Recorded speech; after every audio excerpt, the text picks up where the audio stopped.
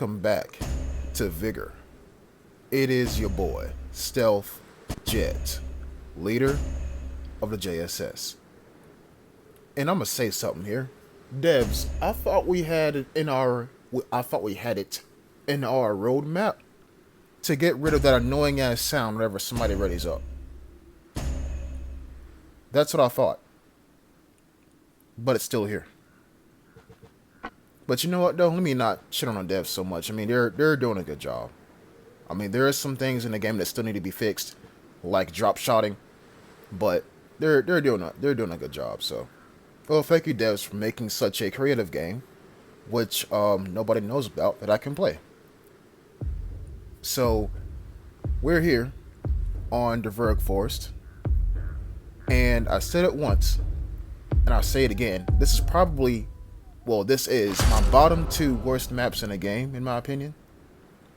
Because if it's not boosted, you're not going to find anything. Just like Victorian Station. Well, no, Victorian Station, you can actually find stuff, because there's houses. Here, it's a literal forest. So people, how I always preach to you all about finding or memorizing spawn points. Somebody's right here. Somebody's at that tank down there, that tank depot. Somebody else is on the crossing on the other side. And there's somebody else to my left. So there are potentially 3 people that can show up here. And why do I say here? Because the detector is right here. You see, to a solo player who don't know their spawn points, the detectors are best friend. They're significant best friend. And so I'm doing my best to loot this area as quickly as possible and then run. I don't care about the upstairs. I don't really care about that.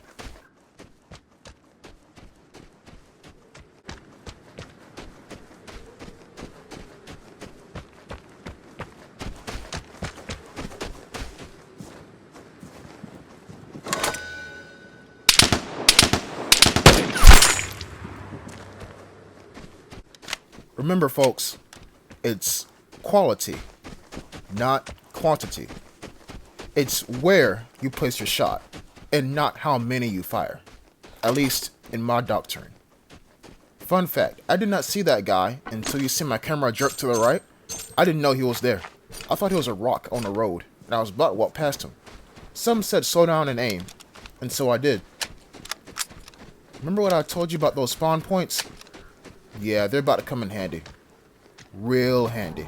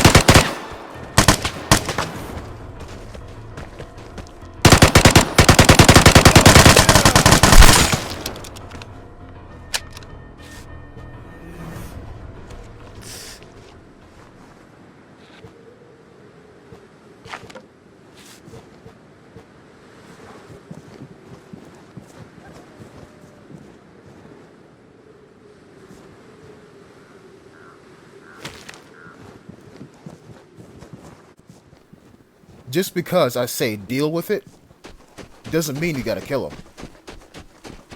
Now look, obviously, the more potent threat is the guy who's across there right now. Notice how he's keeping things at far range. He believes he has a better shot, no pun intended, at killing me from distance. And so I'm gonna prey upon that. Luckily, the guy I killed with a Thompson bought Glint. And you know, I used to carry Glint. I used to. But now it's just like, there's more potent things I can carry. And less, how can I put it? Less clutter in my inventory. I used to carry 1 iodine, 1 antibiotic, 1 disinfectant, 1 transmitter, 1 mortar strike, and 1 glint, I believe. But now, it's just 2 of iodine, 2 of antibiotic, and 2 disinfectant. Nice and simple. Well, I say that. I bought mortar strikes too. I kind of fell in love with them. So, I'm going to take a moment and explain what my doctrine is. And just for context, I picked up that word because I was watching some World War II documentary. And the commentator said the U.S.'s doctrine is that. And then he explained how the U.S. operated in World War II. Or at least like the skeleton of what they stuck to during the war in terms of strategy. So call this Jet's doctrine. My doctrine is this. You don't shoot just because you see somebody. You shoot because you intend to kill them. Now, if you're saying that sounds like how you just play the game in general, in my opinion, no. Because you've seen in all my videos, I run across plenty of people. But I only shoot at a handful of them. And I only shoot at a handful of them because I know that I can hit my target, which is their head. Now, see, most players will go to the elimination strat and just get above you and start blasting. Now, there's a psychological effect to that, right? When you're getting blasted on by you know, an AKM, an A74K, heaven forbid a bugle, you feel like you're pinned. Spoiler, I don't know where the fuck the picture is. I just give up on it. You feel like you're pinned, so you're not gonna fire back. But to the other people who do stand up and fire back, guess what? They're already firing first, and you get magically headshotted. My doctrine is different. I don't shoot unless I can absolutely kill you with a headshot. You know what I'm saying? Because I don't like gunfights in encounters. And elimination is different, right? Because that's where, you know, you can practice Ultra Instinct. But it's a loud-ass plane. But in encounters, if I see you, I'm going to wait until you drop your guard, you check your map, or you go prone in some bush or some tree, and I watch you the entire time, and then that's when I pull the trigger. Because I don't want to hear any more I don't want to see any more gunshots being fired back at me. I don't want other players to know that I'm there. And I want people to know that it's just one bullet. You can't track one bullet. Because by the time I fire that one bullet, I'm already on top of your body, already looting you, and I'm gone. Right? But the regular people in this game, they will shoot you just because they saw you. Prime example. I was streaming one time, and there's a guy on Anakin trying to drop shot me with a bugle. Let me say that one more time. He was on Anakin trying to drop shot me with a bugle. Yeah. Back to the gameplay. Remember that guy that we left up there at the detector? Yeah, he's still up there. Did my glint work? Maybe. Now, you can literally see my thought process here.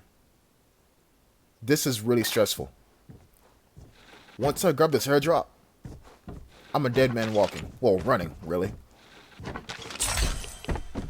And that's why. Whenever you grab an airdrop, whenever you do, you're taking on a risk. Because you don't know what other players did to it. Now, here's the thing. I'm explaining myself and I might cut the video short. I didn't want to go to the south. You don't want to have an airdrop and run past where the airdrop is, because, as we all know, players will camp near the airdrop. So what's stopping them from chasing yo dumbass running straight past an airdrop? Right? I don't want to go to the north either, because that gives, people more time to, chase me down. Look, the airdrop's overweight. And I already got a decent amount of stuff on me as well.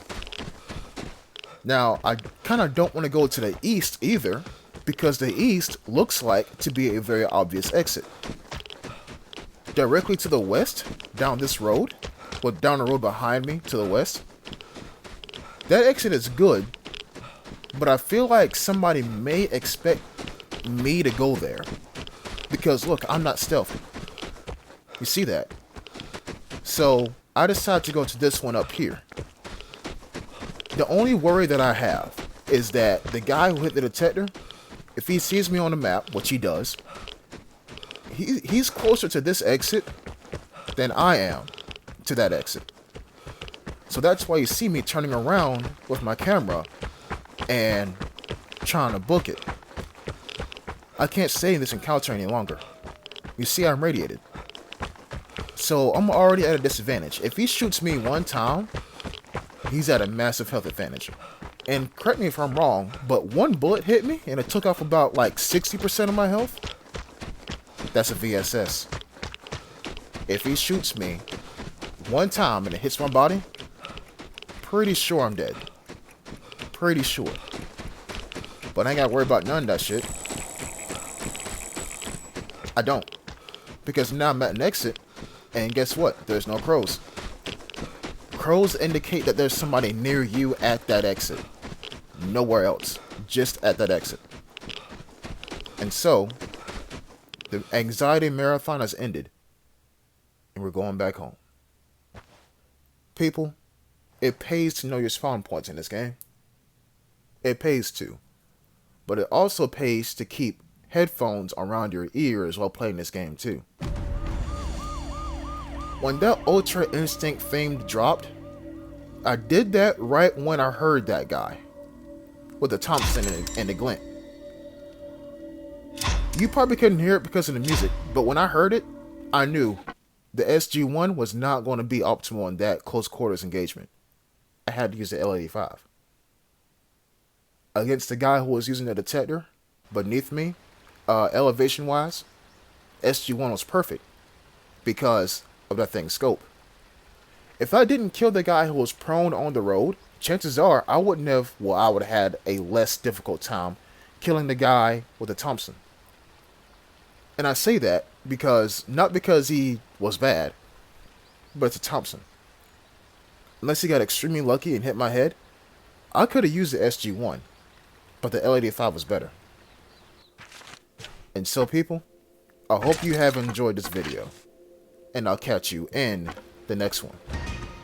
Until next time, peace.